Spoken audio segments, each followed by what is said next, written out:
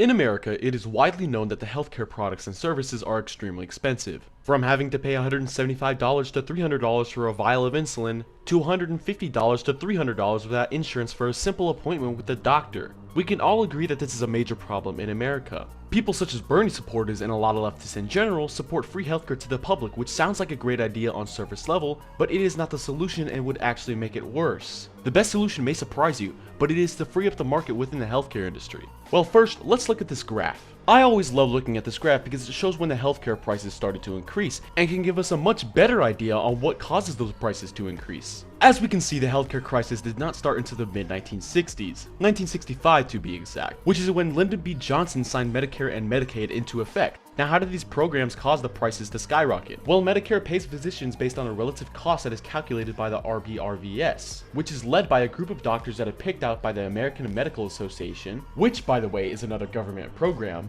to set the prices for all medical services. The problem with this is that they over-exaggerate 100% of the time, spending billions and billions of dollars more than what they need to be spending, which leads to Medicare setting the price foundation for private insurance companies so they can compete with the state, which overall leads to the hospitals raising their prices due to how much these insurance companies are having to pay, plus the state who pretty much has an infinite amount of money to pay for their products.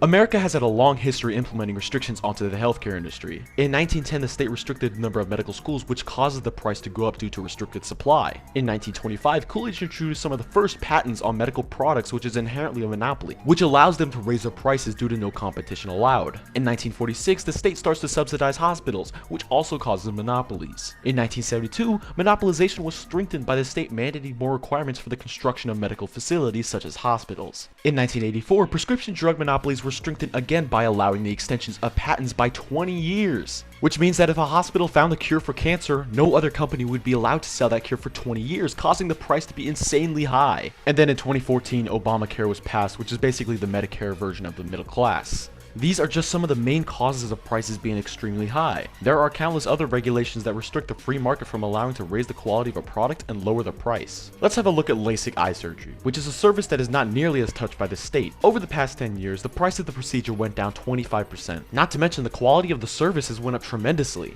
About 20 years ago, surgeons would use a blade to cut into the eye. Now they use a laser. If that's not an improvement in quality, I don't know what is. A pretty common argument is how something like LASIK eye surgery is not something we need, and how hospitals will take advantage of the state you're in, such as diabetics, and raise the price of insulin because diabetics pretty much have no choice unless they want to die. Except this is not really a good argument, because why are fast food joints not charging $100 for every burger I eat? I need food to survive, right?